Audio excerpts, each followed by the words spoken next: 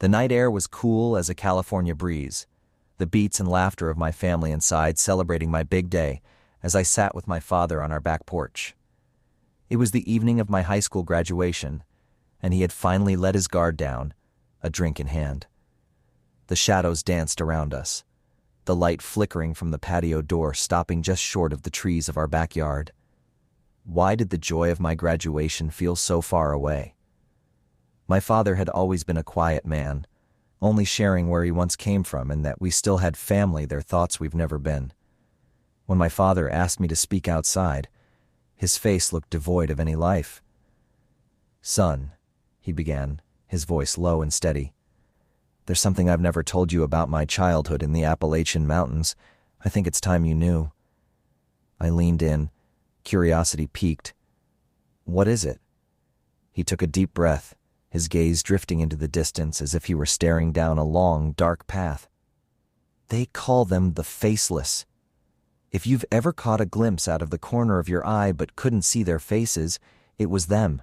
They exist among us, some every day, and they're dangerous." I shivered slightly. "What do you mean, dangerous?" He continued. "They exist deep in the woods where I grew up, in tattered dark robes. Where their faces should be, there's only smooth white skin, and their eyes and mouths are as black as night. They lure you in with sweet, mysterious songs, tempting you to play their games. But once you lock eyes with them, it's over." "Over?" I echoed, feeling a chill creep down my spine. "Yeah, staring into those black depths is how they steal your face. Once they take it, you become one of them, just another faceless figure wandering the woods, playing their games and looking for revenge to once again be free." His eyes were haunted now, and I felt the weight of his words. "What happened to you?" I asked, my voice barely a whisper. "The night before my graduation many years ago," he said, "my two best friends and I decided to sneak into the woods to drink and celebrate. We wanted to be free, away from the prying eyes of the town. As the night wore on, we started hearing these beautiful, haunting songs drifting through the trees. What did you do?" "We followed the sound," he said, his voice thick with regret. "That's when we saw them, faceless children playing between the trees, dancing their silly dance under the moonlight. I'd heard the stories, though. My mother's favorite bedtime story, a warning about them for me. So I closed my eyes tight, hoping they couldn't make me open them." His hands trembled slightly as he spoke. But I could hear my friends laughing, then screaming.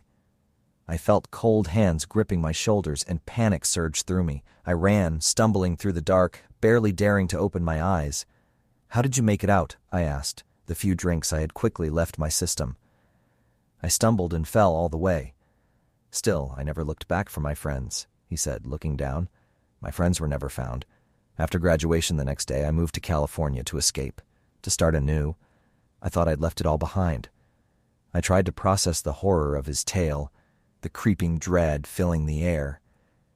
"Why are you telling me this now?" I asked, my heart racing. He looked at me, his eyes heavy with a mix of sorrow and fear. "The reason I'm telling you is because the boy who graduated in front of you, and the one behind you, they had the faces of my friends.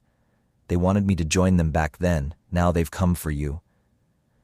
The world fell silent around us, the laughter of my classmates a distant memory. I glanced into the dark woods, feeling the weight of something unseen, lurking just out of sight. The songs echoed faintly in the back of my mind, pulling me toward the trees, whispering promises of play and secrets. "Dad," I whispered, my voice shaking, "what do we do?" He set his drink down, eyes wide with urgency. "We don't look back, son." As the night deepened, the distant echoes of laughter twisted into something sinister. I could almost see the faceless figures behind every tree waiting for their next victim, calling me home deep in the woods of Appalachia.